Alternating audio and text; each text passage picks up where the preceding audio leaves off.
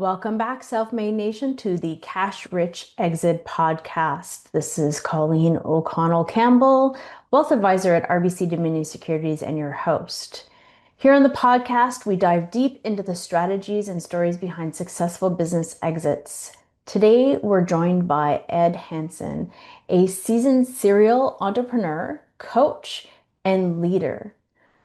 Decades-long journey here. We're going to talk about founding, scaling multiple businesses, including Hansen Lawn and Garden, Inc. and Ext.tech. I hope I've got that right. We'll soon find out.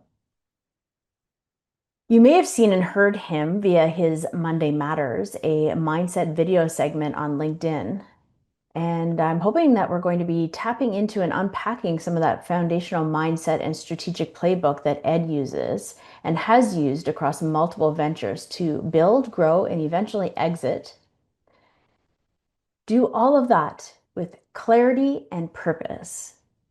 So, whether you're just starting out or nearing your own exit, Ed's story will arm you with invaluable insights for your journey. So, let's meet Ed. Well, we welcome Ed Hansen to the Cash Rich Exit podcast.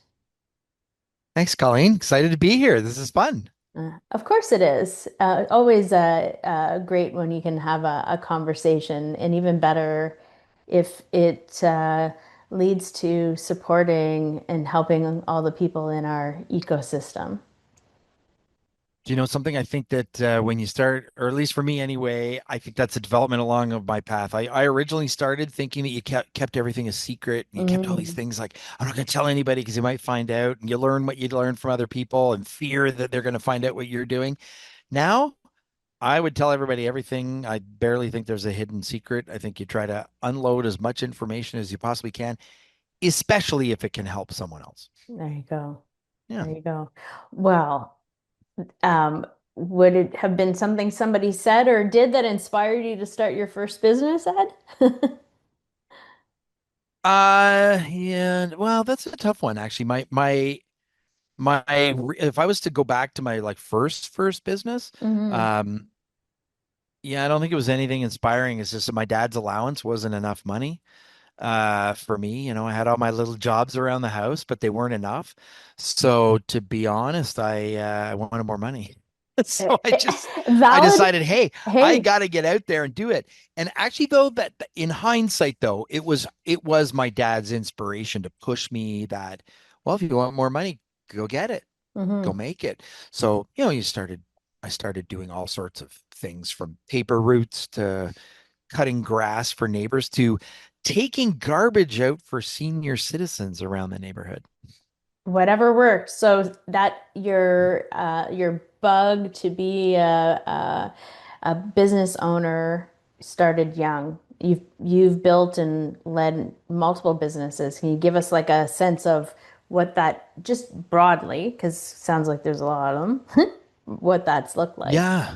Um, I think for me, I never and probably came from an era where I guess true entrepreneurial spirit or entrepreneurialism wasn't a thing, right? You kind of got into high school, you were going to university because you had to like fit in a box and had to be a doctor or a lawyer, like something like that. And I don't, not again, certainly people do what they're sort of programmed for, I guess. But I started a company early on and then went to university, did it, graduated, got a quote unquote real job in the real world. I hated it. Hmm. It meant that I had to do what somebody else was forcing you to do. And I didn't think it was solving the problem and it wasn't really working well. Hmm. And you had no say in it. So I went right back to what I was doing and then grew from there. Right. But when I was doing things and buying things and selling things that, again, I don't think when you're going through it, I really realized what I was doing. I think Right. it's only in hindsight that you really get a chance to look back and review what you were doing. So those Well, are, and ironically, there was a time and space where if someone was an entrepreneur, it was actually a slight, right? It that's right. was it Yeah. was like this person can't keep a job or this person is always got some kind of outlandish scheme that they want to bring by. That was sort of what the entrepreneur was. Now the Yeah. connotation has changed for the better, for sure. Generally speaking, yes. I do think though that the term can be loosely thrown around, kind of like what do you do? I'm a general contractor. I think it's the Mhm. same style sometimes. But I think that when you've seen people come up with different ideas and new concepts, and if we think of all the things over the years that people have come up with in their original states and how they've grown, it really is fun. Hey, to think, I mean, now there's even post-secondary education in entrepreneurialism and how to grow Mhm. it. Like that's, wow, that's exciting stuff. It is for sure. Yeah. Um, I guess the most recent exit that you had, maybe you can talk about it. That was the landscaping business, Yep. right? I had a landscape company in the most recent would be a landscape company that I had in Ottawa, Ontario. Original name was Hansen Lawn and Gardens. And it was a design, build, maintain company in the greater Ottawa area. And I sold it 3 years ago now, 2 years ago now. Um, and Yeah, it was an interesting experience for sure. Nothing Mhm. negative. I think that everybody who goes through I'll call it a boutique sale where you're not selling necessarily to a competitor or you're not selling to somebody that or a family member or employees or things like that. There is an unknown to it. But having had some experience in buying and acquiring some companies previously and selling some companies previously kind of helps with it a little bit for sure. But always an experience and I think Yeah. nothing of it's negative. It's always learning pieces. So you've bought and you've sold. Yeah, You've been I on both have. sides of the transaction. Yeah, Um, I know this, I don't think was in our prep questions, but maybe we could do a little compare and contrast a little bit sure. from your No, perspective of when you. the first company that I bought actually was my main competitor back in the late 90s. Wow, just kind of dating myself a bit, I guess. But and it's kind of we were both working in two neighborhoods. We were both, kind of entrepreneurs in our own way. We used to talk here and there. We kind of, but compete against each other. And you know what? He approached me one day and said, "Look, I want to take off. I don't want to be a part of this anymore, but I've built something really good and I want to sell it." And it's funny, like how we determined the price and how we determined how we were going to sell it. Honestly, it was funny now that I look back on it, but it was great. And we managed it. I don't think that if you talk to an M&A expert now, they'd probably think we were both crazy. Um, but it allowed him to move on. It allowed him to leave the business and the industry and go and do what he wanted to do. He moved across the country and started up a very successful business somewhere else, and not even in the same field. Right. So there are sort of this conventional wisdom and practices, but at the end of the day, what's a good deal when both parties walk away getting what they wanted out of it, right? You know what, Colleen, you nailed it. And that actually is a very wise statement because if we were to fit in an M&A box and people want to find out different ratios and, your EBITDA, and we want to get into all that kind of stuff, that doesn't always fit with some businesses that I've seen. And, I also work with entrepreneurs that sell their businesses. So I know how it goes for them. And sometimes it's like having a Wayne Gretzky rookie card and it's got a value and I want to sell it. Well, it's not worth the same to different people. Mm-hmm. Some people who are interested might want to pay a certain amount, but some people who aren't interested don't. And then there's what I need to get out. Mm-hmm. But as I would say, and I don't know exact percentage, but a large percentage of business owners, especially small business owners, as they're growing, their first thought isn't about the end of selling the product. It's about building the product. That's right. And I think there comes a time in your business where you have to start thinking, okay, I need to work on having a sellable product. Mm-hmm. And that's a bit tough sometimes because then you start getting into, well, your number isn't good, your EBITDA is low. Some of your ratios are off, but it doesn't mean that the product is bad. It just means that you need to work a little bit more on the foundation than you Mm, do the right. outside. Yeah, Exactly. Exactly. And to your point about what do you need versus what can you get for it, that's a lot of what we do on the wealth management side, which is talk about the wealth absolutely. gap. So if you need to get more than currently it's being valued at, then you need to do the work of, working with some like in another role that you have, right, and coaching business owners, Yeah, which we'll come back to that in a minute. But then you sure. can work with someone like yourself or other consultants in the business to see what you need to do to make changes to the business to make it more valuable or whatever other strategies you need to look at to fill that gap. But that's where I talk about the wealth gap. So that's on the I on the oh yeah, go I was ahead. just no, I was just going to say that I think something super important too is the type of business. I Hmm. think that we conceptualize things in our head that one box fits all, and it does not. We end up with, if somebody in your own space is trying to purchase you and they're trying to scale up, they're going to scale up and learn a lot of simplicity. So they're going to get benefit from you, but maybe at a higher value than if you were to sell to somebody outside of the business that you're in, because they're looking to silo their business and have different silos, Hmm. that are complementary to their suite of businesses, right? Or but there's so many boxes that are different. And you nailed it. I love that you said that about the fact that it's so true that what is a good deal? It's a win for both sides. Yeah, yeah. And so on your when you're sitting in the side of having sold the business, is there any tidbit or insight that you can give from that process, or would you say that was probably a good core one?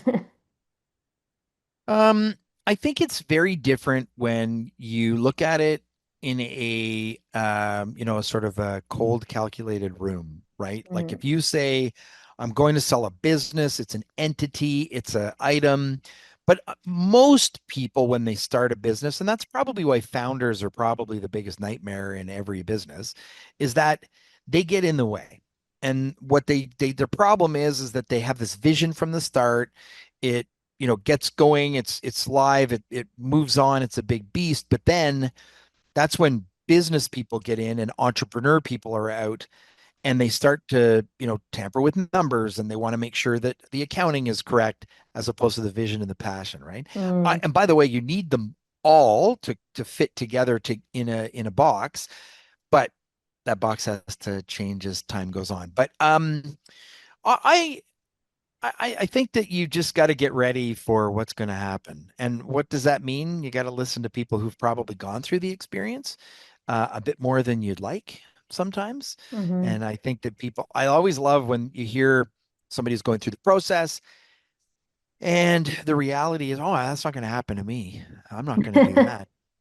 And it will in some way, but it might not affect you the same way. Mhm. And I think that's usually, where some conflicts can happen. And Yeah. also too, I get it. Some things don't work out, and you always have two sides of every story, Or three, maybe even, or right? even more. Yeah, for sure. Or Yeah, how about this? At least two sides at of the least story. at least two Yeah, sides at to every least two story, sides. right? Yeah, for sure. So you sold that sort of fairly traditional type of business, Yeah. and where along the way did you start your tech-oriented um, business? The software part, or you mean like Yeah, Tech Canada? the software. Oh, software. I mean, I think that the two kind of always, I think that there's a big gap in businesses where the sort of common thought would be that if you're a business owner in, say, construction or something like that, that you're a blue collar person and your brain set isn't about business and driving and growth. The reality is, you know, most construction companies are probably some of the biggest thriving entities in Canada that Hmm. drive our economy forward.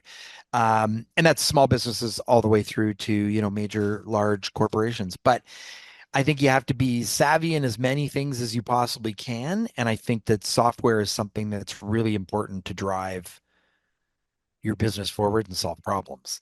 And sometimes problems you didn't know even existed, and sometimes problems that you thought existed but didn't really exist. That's always an issue in Hmm. software is Hmm. sometimes people try to solve problems that don't actually exist.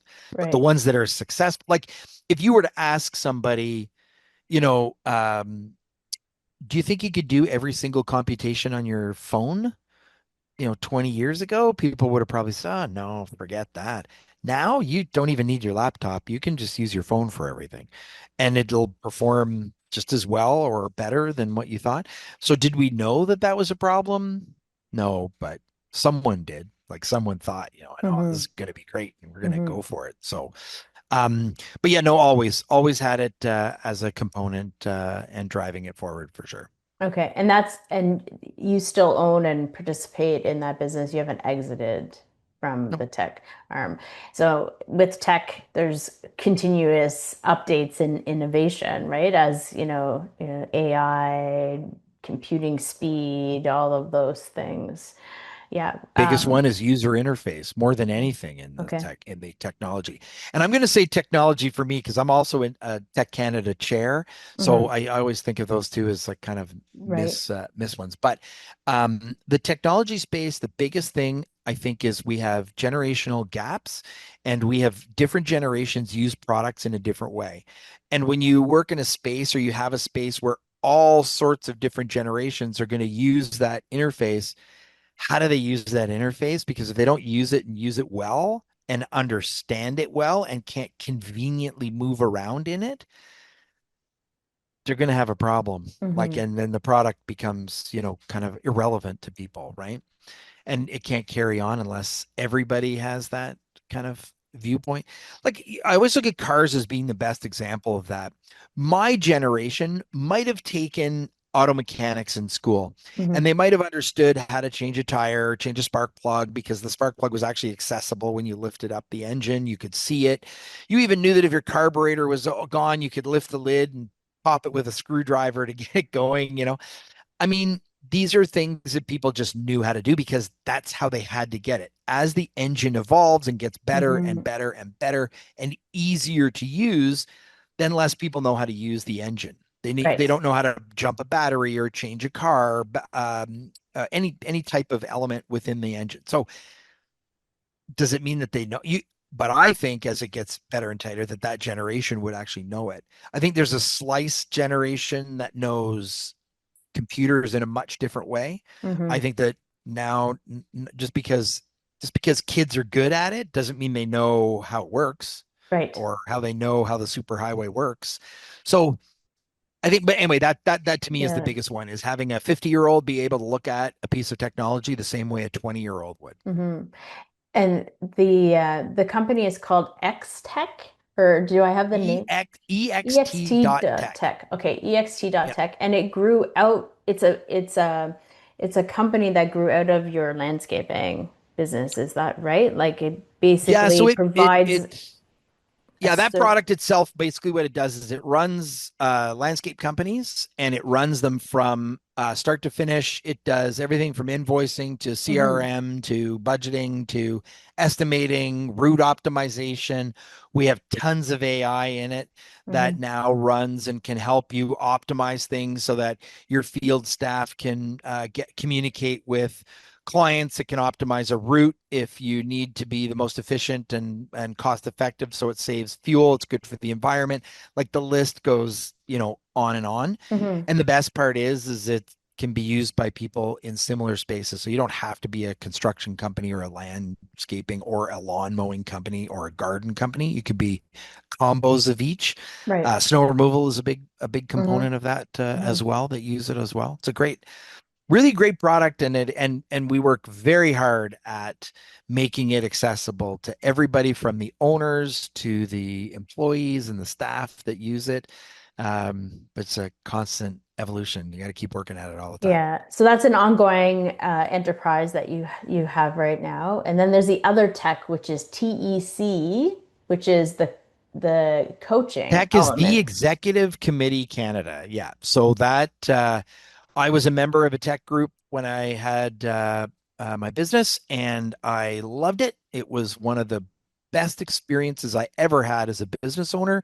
I would openly say that without it, I would definitely not be where I am now. Not only the members in the group were fantastic, but my Hmm. chair was fantastic. He was my chair, my coach beforehand as well. And then when I was gearing up to sell that company, I decided I wanted to be a tech chair. I wanted to be a chair because we had a speaker one time, kind of, like the classic story. We had a speaker one time that really kind of changed my life thought about what my purpose was. Hmm. And, really simply, I felt that I get the biggest charge when I'm helping people. I get the biggest charge when I see them succeed. I don't have to be the one succeeding to see them, jump up and feel like they've done something. And yet you were the one that gave them the little bit of propulsion or a little bit of extra fuel to get them over. And you know what I've learned? Most entrepreneurs went through or go through exactly what I did, which was feeling completely alone, completely Hmm. isolated. You can't do and share things with certain people. And I think the other part too is you can't share or do those certain things in public spaces because then your vulnerability can be used against you. And I Hmm. think that is where tech really is a game changer because we don't share that publicly. You're in your own group, you're in your own space, and you learn how to use however many are in your group, 15 or more, let's say. You use that grouping of people to expand your C suite, right? Yeah, you have owners and CEOs of other companies sitting around that table who can help and share stories. Hey, I went through this. Hey, oh yeah, oh that I happened to me 2 years ago, or something like that. And Yeah, I heard that it's the kind of space where you can actually bring a very specific matter that's happening Mhm. within the business. I'm not going to say a problem. It might not be a problem. It could be a problem, but it might just be a Challenges is what we stuck. call them. Yeah, you're stuck, Mhm. challenged. Like I want to get to here. Things are great, but there's actually a super improvement I'm looking at doing. And what you get to go around the room with others who are in a similar, not necessarily same industry, right? But similar kind Yeah, of no, you're not in the space. same industries for sure, but as an owner or a C-suite, Hmm. you're in a certain space. And if you think about it, we all share a lot of things in that space that others, you know, I'll give you a great example. You could be an owner of a company and your kids are playing sports, and all of a sudden you got to focus on your kids playing sports or you actually being able to run your company because I can't do both somehow. But maybe somebody else did. I know for me, Hmm. I had two kids playing, high level competitive sports, Hmm. and I had to figure out how do I get them to practice but still get estimates done, as an example. Yeah. This crushed me for years, like honestly crushed me. Like I Hmm. had to leave early because I had to get them to an arena, like, On the other side of the city. other side of the city or Yeah. whatever, Right. which it sounds like it's, oh, well, just do this or just do that. It doesn't work like that. Hmm. So you know what? It was another business owner who told me, hey, you know what? I actually map out where the arenas are, and then I figure out if I could do an estimate that's close by, and I make the appointment for the same time as when your kids are in the at their practice. And you're like, oh. Seems similar, yeah, but it did. It seemed simple, but poof, it was like Hmm. this lift of something. And also too, just realizing that everything from your personal life to how you talk to your team and your staff at work, Hmm. it matters, it doesn't matter. I mean, they seem like little things, but they're not. They're massive. And they Yeah. can be the pea and the princess, right? They're just that one little thing that disrupts the whole sleep. But when Yeah. you figure out what that one little thing is, you can really revolutionize it. Tech Yeah. did that for me, and I wanted to do that for And others. give And I back. and I really feel like it's a craft that I'm working on all the time. Hmm. I love every single one of my members. I want to see them succeed. I want to see them do the best that they can do at what they want to do, not Right. what I want to do. So if they Right. want to scale, great. If they don't want to scale, but they want to improve their profit margin, great. If they want to have the best team in the city because they're focusing on having a destination company, great, let's focus on that. And Right. that can be Right. challenging, but it's fun. Love it. Yeah. That part, Yeah. loving, loving, loving. And is that where your Monday Matters spurred from? This LinkedIn live, or maybe it's not live, but this LinkedIn It video is, that you know seems to, what? It is actually like, you know it what? is live. So Yeah. a Yeah. couple things that I would say about that. Well, it's live, except that I do if you listen to a lot of them, some of the times I'll joke because I'm on like take 16, you forget to hit record. I got a lot of birds. And I promised that I was always going to do it outside. So even in the winter, I'm out there, it's snowing and I'm out there doing it.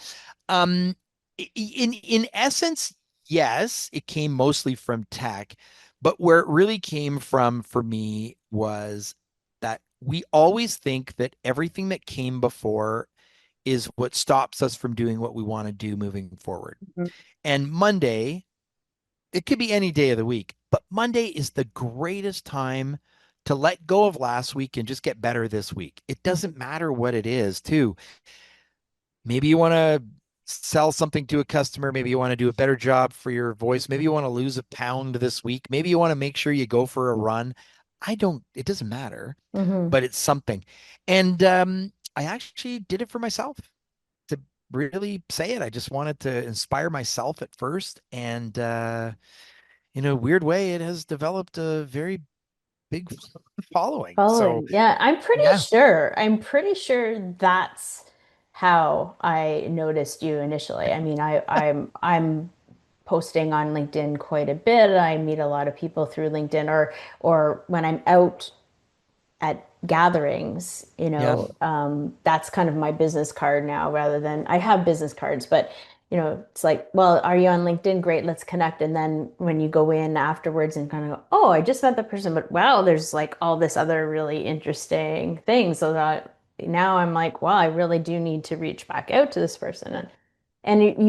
We were talking about this earlier before we kind of hit record, but it's a yeah. little bit like my running reflections, which started as some free-flowing posts during COVID when I would go out for a run, coming out of my basement, which at the time I have I'm in a different house with windows right in front of me, but at the time during COVID, we were in a different house and my office was in the basement, and I'd be like, get out of the dungeon of the basement. It wasn't that bad, but it kind of felt like I was down in the corner in the basement, and I get Right. outside and some fresh air and get, the mind going. And that was always the case. But then during COVID, it just felt right to share some here, hey, I was out running and here's what I was thinking about. And then it just kind of evolved. And now there's like a newsletter and it's And I think that we were talking about that before too, right? I think that's where success really happens.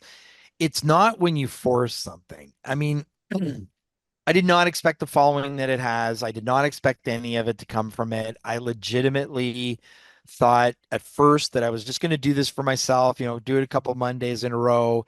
And then, one message led to two messages. And Mhm. then two messages led to somebody, sending you a big email about some private matter that they're going through. And, your Monday matters really hit. I do try to thematically come up with things, usually what's happened to me the previous week, Mhm. Mhm. and try to come up with things that resonate. Now, of course, some weeks they don't resonate with people, and other weeks they resonate with people. And what I found at first was is maybe my ignorance on social media, but um, likes and comments, I thought that mattered, like in terms of the reach. But that's not the case because a lot of people just don't want to say that they like something, or Yeah. and then they send you a message, Or and you're like, you oh, see them like a month later and they're like, that Monday Matters where you talked about XYZ, and you're like, when was that? And they're like, oh, it was in March, and you see them in May. Yeah, yeah. there's a lot of creeping. Yeah, and I also too though there's a weird like I don't know the algorithm on LinkedIn and how that Mm, works, but I do know that sometimes people will like something from like a week or two ago, but I think it hmm. comes up in their feeds a bit differently. Yeah. It's probably based on, I mean, sure it's based on something, but it is certainly not something I know. You know what? In the end, I do it for myself because I love that. I love just that constant mindset of 1% better, keep moving forward, don't Hmm. let yourself slow down. And, you don't get better unless you decide to leave something behind and move something forward. It's the only way to go. Well, and the reality is that we could talk about a whole lot of technical aspects of starting a business or growing a business, scaling a business, exiting the business. But there's so much of that and so much of life that is about where's our mind at. It's like that, and I'm never really sure who is the original, the like where this quotation originated from, but it's like if you believe that you can do something, you can do it, and if you don't believe you can do it, you won't be able to do it. It's something along those lines. It's been allocated to a few different people, but Oh, it's and that different kind of people that have I, different ways of saying it too. But yeah, but there's, you bring about what you think about. There's, mhm. and it's true, you focus on like there's an old indigenous saying that, there's two wolves inside of all of us, a good one and a bad one, and the one that lives is the one you feed. Yeah, there's that. It's kind of in the same line, right? So you Mhm. you focus on something and you don't, you focus on it and you do. So you start a business, you focus on there's something that you want to create, there's something that you want to solve. There in like in your case in the early days, you wanted some more money, right? Whatever that is, that's the focus, right? Then you get into the business and then it's like, what's keeping me here? What's my focus? It drives you through. And, here on the Cash Rich Exit podcast, part of what I want to do is to, put a focus on thinking about an intentional exit. It doesn't mean you're exiting, but what, all the way through, like what are the escape clauses? A little bit. What happens if something terrible happens? Like, what kind of legacy do you leave to your family, to your clients, to your shareholders, to your customers? And how do you create, something for yourself and your family or whoever the important people are in your life if and when you're ready to move on. So that's where that all comes from, the cash rich exit. Yeah, and honestly, I haven't listened to every episode because there are a lot, There but are I a have lot. listened to some, and the ones that I have listened to, I've always taken away a nugget for sure.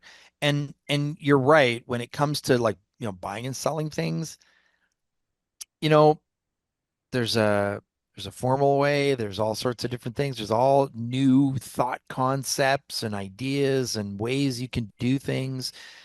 Some work, some don't. Some might have worked someplace, but not another place. And I do, working with a lot, of entrepreneurs and business owners, I can tell you straight up, I have not seen one thing that's a commonality but there's no magic pill anywhere. Mhm. I will say though that I do think if you focus on certain things, you will lose focus on other things, and it's okay. It's whatever the focus of the day is. You can't focus on everything at the same time. Mhm. You do need to find, people who want to be part of your vision and your goals that align with them. And once you do and can, then you can certainly grow from there. But sometimes in the early stages, you do have to grind. And Mhm. I'm a firm believer that, as great as it is, the top player can't stay out on the ice every single shift. They gotta take a quick deep breath on the sideline for a minute, and then you don't play a game straight. Well, unless you're in the Stanley Cup right now and you're going to overtime every single game. But but right now, imagine you can't tell them to take time off. No. Are you tired? The answer is I don't care. You Yeah, gotta you gotta make it move through. you push through, you find it's an ebb and flow, right? It's an ebb and flow I of don't know folks. who said this, and it is not mine, but Hmm. I really like that. I'm not a work-life balance person. It doesn't Nor am I. that Yeah. it entrepreneurs' brains don't work that way. It's not, like, and I'm not, by the way, I understand it and I get it. I look at it more like you need to learn how to surf. Hmm. When the wave is there, you got to ride it and you got to do what you got to do.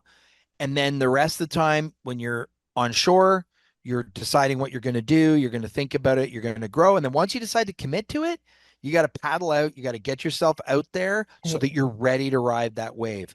But when you're in the middle of riding that wave, That has to be the focus, right? Or else got to be you're the focus down. or you're done. Yeah, Yeah, you're or you're down. done. And that's why, but I get you. Look, you don't want to burn yourself out. You don't want to kill yourself. You don't want to do all those. And I am guilty of that. I can tell you that Hmm. yeah, and that's probably a whole separate episode. But I mean, like everybody in business, yes, I've burnt myself right down to the wick and I've done all sorts of silliness and probably took on way too many things. And I did want to give my team more than they needed. So I took it on myself. And Right. yeah, that just causes other problems. But that's a whole separate story. That's all part of the process. So Yeah. it's been really great to have this chat with you today, Ed, and I'm curious if you'd have like one sort of wrap up in a nice bow piece of fun, frank advice to leave to the self-made nation. It's funny. I'd love to have like one, but I I feel like there's like a string of them. say you have a half a dozen. But I often get asked, can I leave two? Yes. well, I'm gonna say this. I just recently listened to sometimes I can't, I'm one of those I like to listen to some motivational things sometimes. Hmm. And Hmm. I just recently listened to one that was focused on Tom Brady. And Tom Brady spoke a lot about his high school football career and how it was really non-existent. He was a backup quarterback on a losing team and they never won. And imagine how hard it is to be a loser. In that sense, like not he was on a losing team, but he wasn't just on the losing team. He was the backup quarterback to the person who was, Hmm. in running the show and then just all of his issues as he went forward and so forth. So, what I take from that is that it really is about the journey and it really is about the end. If you really want something, keep going. Don't listen to anybody. Don't listen to any single person who's going to throw advice at you that you wouldn't take advice from. Hmm. Because sometimes everybody who sits in their TV The and armchair watch something quarterback. armchair quarterback like, oh, they should have done this, they should have done that. Well, if you wouldn't take advice from them, then don't listen to them. Hmm. So Hmm. I think that's a big I think that's good. piece of advice for me. And the other one, surround yourself with your tribe. I hate to admit to this, but I have had to let some people go. That it sounds harsh, I know, but I don't mean it to. I had to let some people go who didn't really fit where I wanted to be or go. Hmm. And I can't lie, it is incredibly liberating. And Hmm. by the way, I'm open to people who don't agree with me. Like that part I Yeah. love because that inspires conversation and it inspires different lenses. Hmm. That isn't it. It's when that stops being that and criticism becomes negative and negativity becomes some sort of a detriment to you and how you see yourself and things like Yeah, that. that's So like the rotten apple in the barrel, and then it nailed it. just Yeah. spreads, right? So Yeah. just know your tribe. And we all, I mean, the same token, you're driving back, you've had a hard day, you missed a couple of clients, things aren't going your way. Do you want to pick up the phone and call somebody who's going to bring you further down? Or do Mm-mm. you want to pick up the phone and call somebody? And by the way, though, it isn't just that person. Like you have to be that person for For other somebody people too. else, yeah. And you can't keep going back to the same well. You'll eventually run it dry. So Mm. you have to pump up that. And I think that's where I think it took me a long time to recognize this, but I think filling up other people's wells has made me feel better about myself. And it makes me feel that better about if I'm down about something or not in a great, place about, oh, geez, I should have done this a certain way. Instead Hmm. of focusing on that, you talk to somebody else and find out from them, like, so how was your day? What went really well for you today? Hmm. And then, they tell you, and then it can be inspiring for you and uplifting for you. So anyway, there you go. Don't, That's just a all. couple That's things. great. Yeah, that's fantastic. So, somebody who's listening here, CEO, founder, business owner, or someone who's just been interested, um, where can they find you and where can they start listening to these Monday Matters? Well, that would be awesome. Anybody who wants to listen, I post them every Monday morning. I say as early as I can on Monday mornings. They're on LinkedIn, only on LinkedIn, nowhere else. Great way to reach out to me is on LinkedIn. My name is Ed Hansen. And if anybody wants to do a deeper dig on me, it's E&L Consulting is my website, and they can certainly take a look at me there and reach out. Honestly, too, reach out for a virtual cup of coffee. Reach out to tell me your story. I like that. That's how I grow. Like the only thing is watching how other people do things, understanding what worked for you, what didn't work for you. Um, I love those stories. So yeah, reach out. Happy to hear from anybody. Awesome. Thanks for being here today, Ed. And thank you, Colleen, for having me. I appreciate it. Thank you.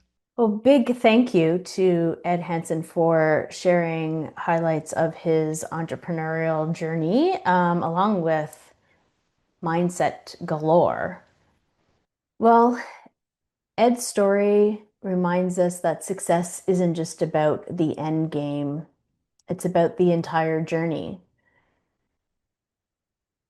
For those of you listening, take this as your sign to maybe start thinking about your next steps, maybe your exit, no matter where you happen to be on the journey.